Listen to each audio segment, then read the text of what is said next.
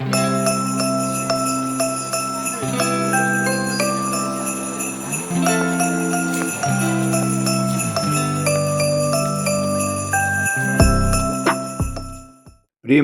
ஆண்டவராகிய இயேசு கிறிஸ்துவின் நாமத்தினாலே உங்கள் யாவரையும் அன்போடு கூட நான் வாழ்த்துகிறேன். ஆண்டவர் கிருபையாய் நமக்கு கொடுத்த இந்த புதிய நாளுக்காக முதலாவது நாம் ஆண்டவருக்கு நன்றி சொல்லுவோம்.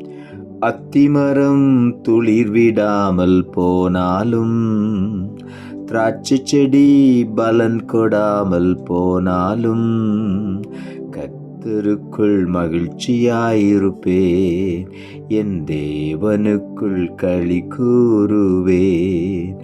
அத்திமரம் துளிர் விடாமல் போனாலும், திராட்சை செடி பலன் கொடாமல் போனாலும், கர்த்தருக்குள் மகிழ்ச்சியாயிருப்பேன், என் தேவனுக்குள் களி கூறுவேன். இந்த நாளுக்கு இந்த ஆண்டவர் கொடுக்கிற ஒரு வார்த்தை ஆபகுக் தீர்க்கதரிசன புஸ்தகம் 3ஆம் அதிகாரம் 18வது வசனம். ஆபகுக் 3:18. நான் கர்த்தருக்குள் மகிழ்ச்சியாயிருப்பேன், என் இரட்சிப்பின் தேவனுக்குள் களி கூறுவேன்.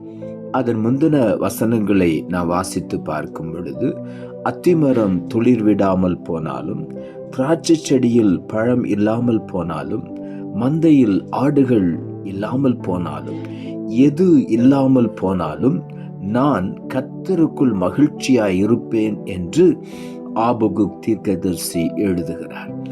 இந்த நாளிலும் கூட நாமும் கர்த்தருக்குள் மகிழ்ச்சியாய் இருக்கும் பொழுது நாம் மற்ற காரியங்களை குறித்து ஒரு நாளும் கவலைப்படவே மாட்டோம். நாம் மற்ற காரியங்களை, உலக ஆசீர்வாதங்களை குறித்து நாம் கவலைப்படுவதனால எந்த பிரயோஜனமும் கிடையாது. ஆண்டவர் சொல்லுகிறார், முதலாவது தேவனுடைய ராஜ்யத்தையும் நீதியையும் தேடுங்கள், இவைகளெல்லாம் உங்களுக்கு கூடுதலாக கொடுக்கப்படும் என்று சொல்லி. ஆகவே நாம் செய்ய வேண்டிய ஒரே ஒரு காரியம் கர்த்தருக்குள் மகிழ்ந்திருக்க வேண்டும். அதுதான் நமக்கு ஆசீர்வாதத்தை கொண்டு வருகிறது.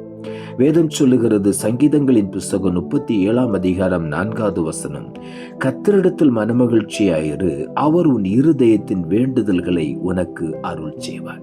நாம் ஆண்டவருடைய சமூகத்தில் மன மகிழ்ச்சியாயிருக்கும் பொழுது, கவலையோடு துக்கத்தோடு பலவிதமான வேண்டுதல்களோடு நாம் ஆண்டவருடைய சமூகத்தில் வராமல், ஆண்டவருடைய சமூகத்தில் வரும் பொழுது மன மகிழ்ச்சியாய் ஆண்டவரை துதித்து பாடிக்கொண்டே வரும் பொழுது நிச்சயமாகவே நம் இருதயத்தின் வேண்டுதல்களை ஆண்டவர் நமக்கு அருளி செய்வார்.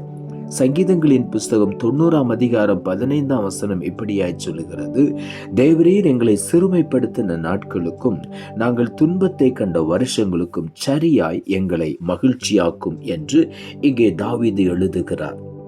ஆண்டவரே, நாங்கள் துன்பத்தை கண்ட வருஷங்கள் அநேகம், அதற்கு சரியாக எத்தனை வருடங்கள் துன்பத்தை அனுபவித்தோமோ, துன்பத்தின் வழியாக கடந்து போனோமோ, அத்தனை ஆண்டுகளையும் ஆண்டவர் திரும்ப எங்களுக்கு கூட்டி கொடும் என்று தாவீது சொல்லுகிறார். துன்பத்தை கண்ட வருஷங்களுக்கு சரியாக எங்களை மகிழ்ச்சியாக்கும் என்று சொல்லி, எவ்வளவு நாட்கள் துன்பத்தை அனுபவித்தோமோ ஆண்டவரிடத்துல நாம் வரும் பொழுது அத்தனை நாட்களையும் ஆண்டவர் நமக்கு கூட்டி தந்து நம்மை மகிழ்ச்சியினாலும் சந்தோஷத்தினாலும் நிரப்புவார். ஆகவே நாம் ஆண்டவரிடத்துல சொல்லுவோம், தாவீதை போல, தேவரீர் எங்களை சிறுமைப்படுத்தின நாட்களுக்கும் நாங்கள் துன்பத்தை கண்ட வருஷங்களுக்கும் சரியாய் எங்களை மகிழ்ச்சியாக்கும் என்று ஆண்டவருடைய சமூகத்திலே கேட்கும் பொழுது நிச்சயமாகவே ஆண்டவர் நம்மை மகிழ்ச்சியினால் நிரப்புவார். சங்கீதங்களின் புஸ்தகம் 14ஆம் அதிகாரம் 7வது வசனம் இப்படியாய் சொல்லுகிறது, சீயோனிலிருந்து இஸ்ரவேலுக்கு ரட்சிப்பு வருவதாக, கர்த்தர் தம்முடைய ஜனத்தின் சிறையிருப்பை திருப்பும் போது யாக்கோபுக்கு களிப்பும் இஸ்ரவேலுக்கு மகிழ்ச்சியும் உண்டாகும் என்று இங்கு எழுதப்பட்டிருக்கிறது. இந்த நாளிலும் கூட சிறையிருப்பிலிருந்து நாம் வெளியே வரும் பொழுது, ஆண்டவர் நம்முடைய சிறையிருப்பை மாற்றும் பொழுது நாம் களி கூர்ந்து ஆண்டவரை துதிப்போம். யாக்கோபுக்கு களிப்பு, இஸ்ரவேலுக்கு மகிழ்ச்சியும் உண்டாகும் என்று வேதம் சொல்லுகிறது. ஆகவே இந்த நாளிலே நம்முடைய சிறையிருப்பை ஆண்டவர் திருப்பி நம்மை மகிழ்ச்சியினால் நிரப்புவார்.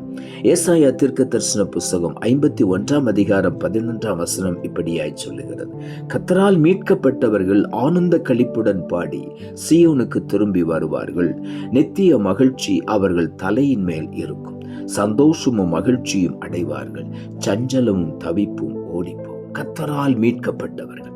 சிறையிருப்பிலிருந்து நாம் மீட்கப்படும் பொழுது ஆண்டவர் நம்மை களிகூர பண்ணுகிறார், நம்மை மகிழ்ச்சியினால் நிரப்புகிறார். ஆகவே தான் கர்த்தரால் மீட்கப்பட்டவர்கள், சிறையிருப்பிலிருந்து மீட்கப்பட்ட ஒவ்வொருவரும் ஆனந்த களிப்புடன் பாடி சியோனுக்கு திரும்பி வருவார்கள். நித்திய மகிழ்ச்சி அவர்கள் தலையின் மேல் இருக்கும். இந்த நாளிலே அந்த நித்திய மகிழ்ச்சி நம்முடைய தலையின் மேல் இருக்கும் பொழுது, நம்முடைய இருதயம் களி கூர்ந்து மகிழ்ந்து ஆண்டவரை துதிக்கும் பொழுது, கர்த்தருக்குள் நாம் மகிழ்ச்சியா இருக்கும் பொழுது, நிச்சயமாகவே வேதம் சொல்லுகிறது, சந்தோஷமும் மகிழ்ச்சியும் அடைவார்கள், சஞ்சலமும் தவிப்பும் அவர்களை விட்டு ஓடி போகும் என்று. ஆகவே இன்றைக்கு எல்லா சஞ்சலங்களும் தவிப்புகளும் நம்மை விட்டு ஓடி போகிறது. நாம் கர்த்தருக்குள் மகிழ்ச்சியா இருப்போம். கர்த்தருக்குள் மகிழ்ச்சியா இருப்பது நம்முடைய பலன் என்று வேதம் சொல்லுகிறது. ஆகவே இன்றைக்கு ஆண்டவருடைய சமூகத்தில் நாம் மகிழ்ச்சியா இருப்போம். எந்த பாரமோ கவலையோ நம்மை அழுத்தாதபடி கர்த்தரை பாடி நாம் மகிழ்ந்து கொண்டாடும் பொழுது நிச்சயமாகவே நம்முடைய இருதயத்தின் வாஞ்சைகளை ஆண்டவர் நிறைவேற்றுவார். அது மாத்திரமல்ல, சஞ்சலமும் தவிப்பும் நம்மை விட்டு விலகி ஓடிப்போம். ஆகவே உள்ளத்தின் ஆழத்திலிருந்து ஆண்டவருக்கு நாம் நன்றி சொல்லுவோம். நாம் ஜெபிப்போம். அன்புள்ள ஆண்டவரே, கிருபையா நீர் கொடுத்த இந்த புதிய நாளுக்காய் மறுபடியும் எமக்கு நன்றி சொல்லுகிறோம். ஆண்டவர் கொடுத்த ஜீவனுள்ள வார்த்தைக்காக நன்றி. நான் கர்த்தருக்குள் மகிழ்ச்சியாயிருப்பேன், என் ரட்சிப்பின் தேவனுக்குள் களி கூறுவேன் என்ற வார்த்தையை கொடுத்தேன். இந்த நாளிலே ஒவ்வொருவரையும் ரட்சிப்பின் தேவனுக்குள் களிகூற பண்ணுவீராக என்று சொல்லி நாங்கள் ஜெபிக்கிறோம். சுவாமி, கர்த்தருக்குள் மகிழ்ச்சியாய் இருந்து தேவனுடைய ஆசீர்வாதத்தை முழுமையுமாய் பெற்றுக்கொள்ள ஒவ்வொருவருக்கும் உதவி செய்யும். அத்திமரம் துளிர் விடாமல் போனாலும், திராட்சை செடியில் பலன் இல்லாமல் போனாலும், எது இல்லாமல் போனாலும் கர்த்தர் கூட இருக்கிறார் என்கிற அந்த ஒரு மகிழ்ச்சி ஒவ்வொருவருக்கும் நிறைவாய் கிடைக்க நீர் உதவி செய்யும். கர்த்தருக்குள் மகிழ்ச்சியாயிருந்து நிறைவான ஆசீர்வாதங்களை பெற்றுக்கொள்ள நீர் உதவி செய்யும். இன்றைக்கு ஒவ்வொருடைய சஞ்சலமும் தவிப்பும் அவர்களை விட்டு விலகி ஓடி போகட்டும். ஆண்டவர் தாமே சந்தோஷமும் மகிழ்ச்சியும் கேட்கும்படி செய்யும். நீர் அப்படி செய்கிறபடியினாலும் உமக்கு நன்றி தாழ்த்துகிறோம். இரட்சகர் இயேசுவின் நாமத்தில் ஜெபிக்கிறோம் நல்ல பிதாவே, ஆமென்.